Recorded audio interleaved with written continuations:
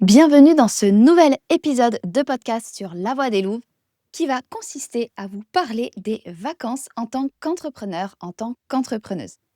Et pour illustrer cet épisode, j'ai envie de vous raconter une histoire d'il y a quelques jours avec Florian. Florian, il est parti 3 jours seul pour prendre du temps pour lui. C'est quelque chose qu'on n'a jamais fait, c'est la toute première fois qu'on fait ça. D'ailleurs, je ne sais pas si on ne se l'était pas autorisé ou si juste, en fait, jamais on avait pensé que c'était possible de partir seul quand on était en couple avec des enfants.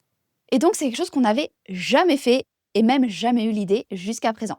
Et puis, lors d'un week-end avec des amis, qui sont entrepreneurs eux aussi d'ailleurs, mais peu importe, ils nous ont dit, mais en fait, nous, parfois, ça nous est arrivé de partir 2 jours, 3 jours seuls et ça a fait un bien fou, c'était trop bien, on s'est retrouvés avec nous-mêmes et tout, c'était assez fou.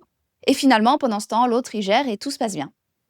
Et sur le coup, on s'est dit, waouh, hyper challenging, on le sent pas trop l'histoire et tout. Puis après, on s'est dit, bah en fait, pourquoi pas essayer? Ils nous disent que c'est génial, on va tenter. Et c'est comme ça que Florian est parti 3 jours, donc 2 nuits et 3 jours, tout seul dans un hôtel avec spa et tout. Il a pris un hôtel pour être cocooning, pour prendre du temps pour lui. Il n'avait pas vraiment d'intention autre que le fait de prendre du temps pour lui et d'être connecté à lui-même. Donc ça, c'est le début de l'histoire qui, vous allez me dire, n'a rien à voir avec les vacances en tant qu'entrepreneur, même si on peut se dire que le fait de partir seul, ça peut nous faire des vacances, mais c'était pas du tout le sujet. Le sujet, c'est plutôt ce qui s'est passé ensuite pendant ces 3 jours où il était seul à l'hôtel. Donc, il était dans un hôtel avec piscine, spa, etc.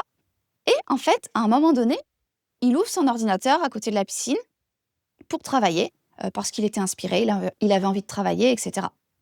Et à ce moment-là, il y a une dame qui arrive vers lui et qui lui dit: «Mais il faut se reposer monsieur, c'est les vacances». Et il aurait pu se dire: «Mais de quoi elle se mêle celle-ci?» Finalement, il s'est pas du tout dit ça. Il s'est Ça l'a fait sourire et il s'est dit: «Waouh, c'est fou à quel point les gens, ils pensent que quand on est dans un hôtel avec une piscine, il faut surtout pas travailler. C'est fou à quel point la société pense qu'il y a des temps pour travailler et des temps pour être en vacances. Et les deux ne peuvent pas en fait collaborer ensemble. Soit tu travailles, soit tu es en vacances. Et d'ailleurs, tu vas travailler 50, non, sur 52 semaines, 47 semaines sur 52 dans l'année. Et puis tu vas avoir 5 semaines de congés dans l'année pendant lesquelles il faut surtout pas travailler. Ok. Mais quand tu es entrepreneur, tu n'as pas ces 5 semaines de congés par an, tu en as autant que tu veux, à n'importe quel moment de l'année. C'est pas obligé que ce soit en août, ça peut être en septembre, ça peut être n'importe quand. C'est pas obligé que ce soit à Noël, ça peut être avant, après, pendant, bref, on fait comme on veut. Et en fait, on peut aussi choisir d'être au bord de la piscine, d'avoir passé la matinée au spa, dans la piscine, etc. Et puis l'après-midi, d'avoir envie d'être inspiré et d'avoir envie de travailler au bord de la piscine. Parce que travailler dans un lieu inspirant, ça donne souvent plein de nouvelles idées, etc. Et du coup, c'est assez chouette de travailler dans un cadre idyllique. Et pour cette dame, c'était finalement un peu horrible de se dire: «Waouh, il est en vacances et il travaille». Et finalement, Florian, il l'a regardé, donc il a souri, comme je vous disais, et puis il lui a dit la phrase suivante: «Quand on fait un travail qui ne nous épanouit pas complètement, on a besoin de couper pendant les vacances. Mais moi, j'adore mon travail et là, tout de suite, j'ai vraiment envie d'avancer sur mes projets. Quand on a un travail qui nous nourrit vraiment, pourquoi arrêter si on a envie d'avancer?» Et là, elle a répondu: «Oui, c'est vrai». Et puis voilà, elle est repartie, l'histoire s'est terminée ainsi. Mais ce qui est intéressant quand Florian me l'a raconté après, c'est qu'il se dit: «C'est fou à quel point, pour les gens, il y a vraiment une distinction travail, vacances». Alors que pour nous, en fait, il y a pas ça. Pour nous, on est un peu au travail toute l'année et un peu en vacances toute l'année. Même si, bien évidemment, on prend des vacances, mais en fait, on prend des vacances quand on en a besoin et pas quand c'est la date des vacances. Et potentiellement, on peut travailler même si on est à Center Park, même si on est à la montagne ou autre, comme on peut ne pas travailler alors qu'on est chez nous et que les enfants sont à l'école. C'est totalement possible.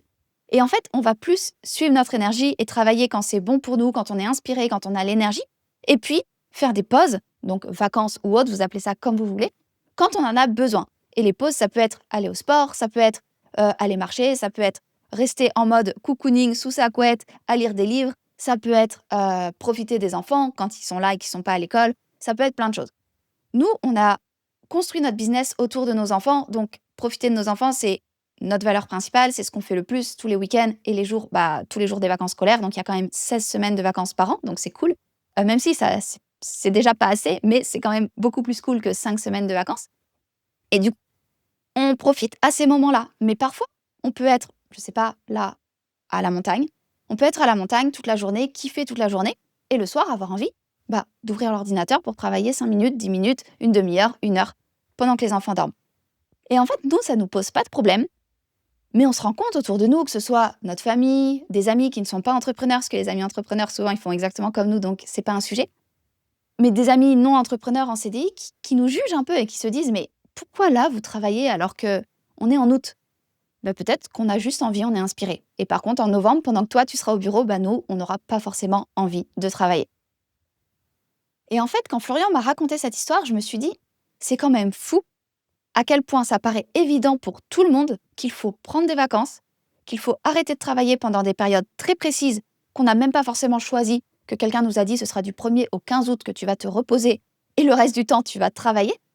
Et pendant ces périodes-là, par contre, c'est interdit de sortir ton ordinateur. Par contre, après, à partir du 15 août, tu vas jusqu'au 15 décembre ou jusqu'au 25 décembre, jusqu'à Noël, sans vacances. Là, tu travailles à fond, à fond, à fond, même si tu n'as plus d'énergie, tu continues du lundi au vendredi, tu continues de travailler.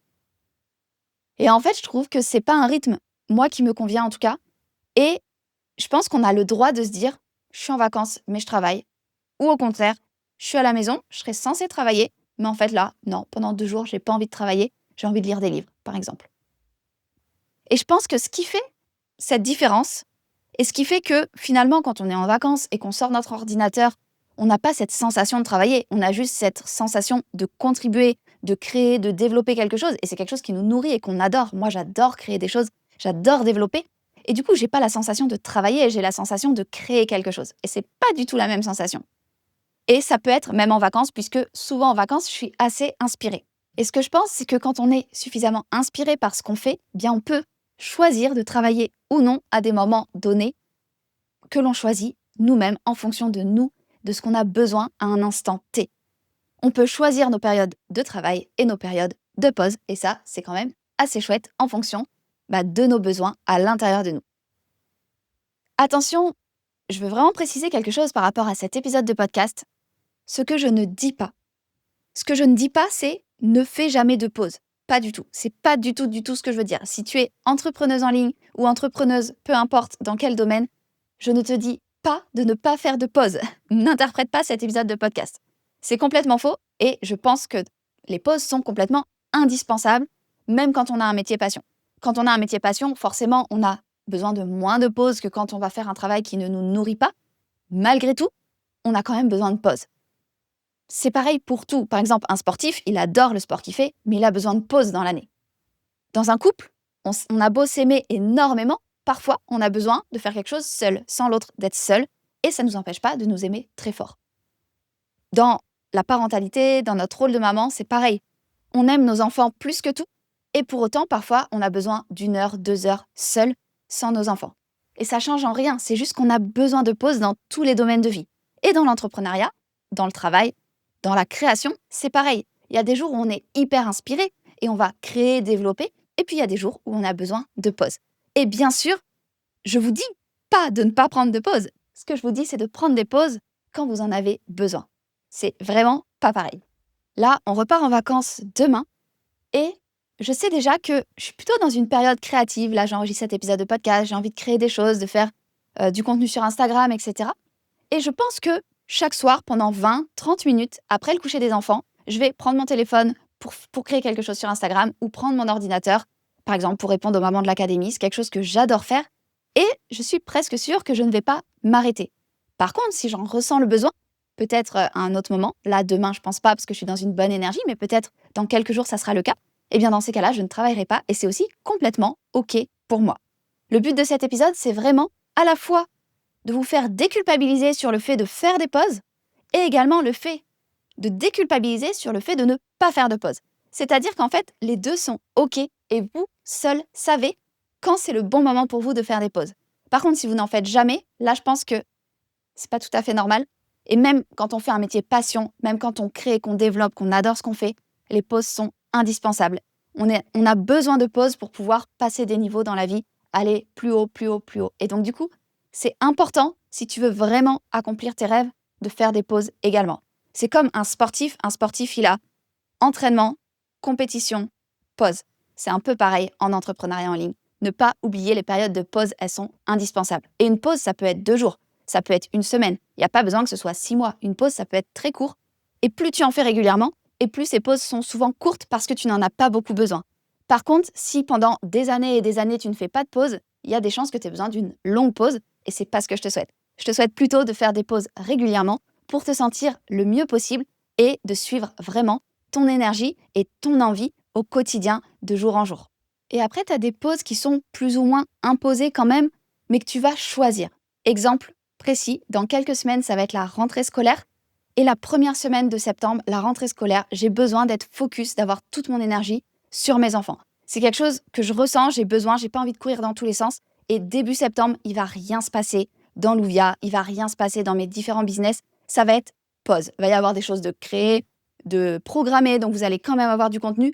Mais moi, cette semaine-là, je ne ferai rien ou presque rien. Parce que je sais que j'ai besoin d'avoir mon énergie sur l'organisation de la rentrée, l'école, accueillir les émotions de mes enfants, etc., etc. Le soir, vraiment discuter comment ça s'est passé la rentrée, comment ça s'est passé aujourd'hui, etc., etc. J'en ai énormément besoin. Et en fait, je pense que j'ai besoin d'une pause plus le 1er septembre que le 15 août finalement. Parce que le 1er septembre, j'ai besoin d'être ailleurs. J'ai besoin d'être focus sur mes enfants. Alors que le 15 août, au final, je suis avec eux, je partage des journées géniales, mais le soir, je peux être focus sur autre chose. Ce qui n'est pas le cas en septembre où j'ai vraiment ce besoin de focus sur eux, sur leur rentrée. Et je pense que c'est ça aussi qui est chouette quand tu es entrepreneuse, c'est qu'en fait, tu peux choisir les périodes où tu veux être focus sur autre chose que ton projet et les périodes où tu vas être focus sur ton projet à fond. Un autre exemple, en début de semaine, là, très récemment, j'ai une amie qui est venue pendant 3 jours avec sa famille. Elle avait un bébé qui s'est super bien entendu avec les garçons, c'était trop bien. Et en fait, j'ai juste voulu profiter de ces 3 jours à fond. Du coup, pendant ces 3 jours, j'ai pas touché mon téléphone, j'ai pas ouvert mon ordi et c'était complètement OK pour moi. Je me suis sentie hyper bien. Et puis là, maintenant, elle est partie et j'ai envie de créer. Et en fait, je pense que c'est normal d'avoir des phases comme ça, mais ça peut être que 3 jours où tu coupes totalement, tu vis le moment présent à fond, donc là, avec elle et sa famille, et puis ensuite, tu passes à autre chose, tu recrées, etc., etc. Ce qui est cool avec l'entrepreneuriat en ligne, par rapport au moment où tu as envie de faire des pauses, justement, et que c'est pas forcément prévu, mais juste là, en fait, tu as une amie qui vient à la maison, c'était pas prévu, elle reste 3 jours, c'est que tu peux tout programmer à l'avance. Moi, je programme mes contenus sur Instagram 1 mois à l'avance. Donc, si je suis pas là, vous allez même pas vous en rendre compte. Pour le podcast, c'est pareil. Tout se poste tout seul. Merci à l'IA d'être là aussi. Tout se poste tous les mardis matins à 7h. Vous avez un nouvel épisode de podcast, que je l'ai créé la veille ou que je l'ai créé 2 semaines avant, peu importe. Je peux être en train de dormir à 7h, ce qui est souvent le cas. Enfin, ça va dépendre des réveils des enfants. Mais je peux être en train de dormir ou de faire une tétée avec Solane ou autre pendant que mon podcast se met en ligne puisqu'il est programmé.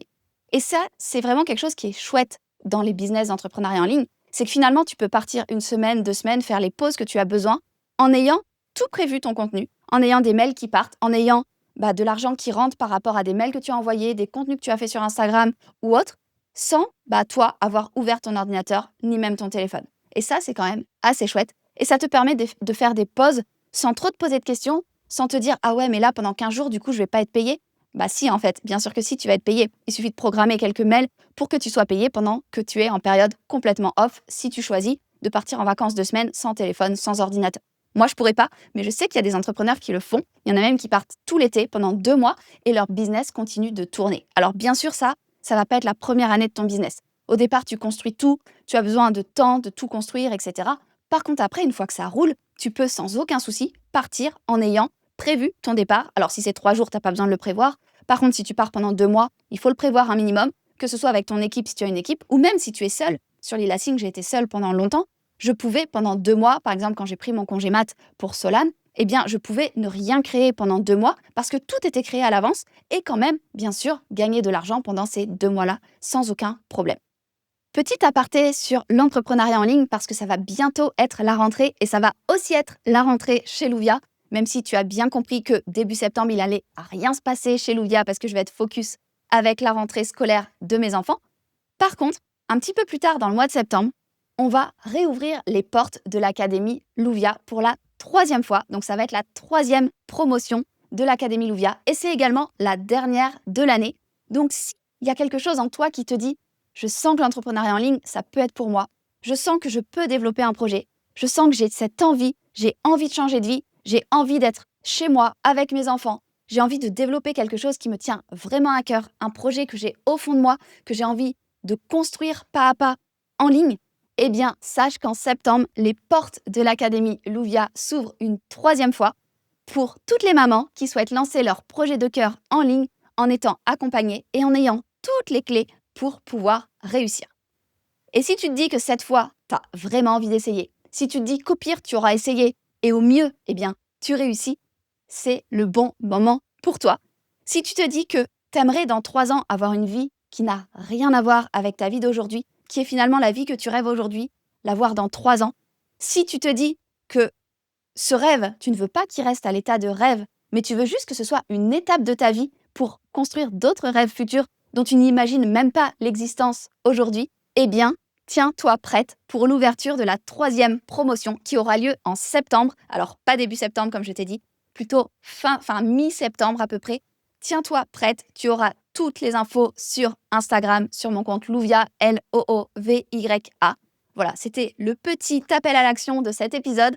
Il était un petit peu plus long que d'habitude, parfois il n'y a même pas d'appel à l'action, mais là, ça me semblait important de faire cette transition. Si tu penses que ça peut être le bon moment pour toi, que fin 2026 c'est ton année, que 2027 c'est ton année à toi, je pense que c'est le meilleur moment. De toute façon, le meilleur moment, c'est toujours maintenant, même si tu es enceinte, même si tu as un tout petit bébé, peu importe, ça te permettra dans 3 ans d'être ailleurs que si tu ne passes pas à l'action.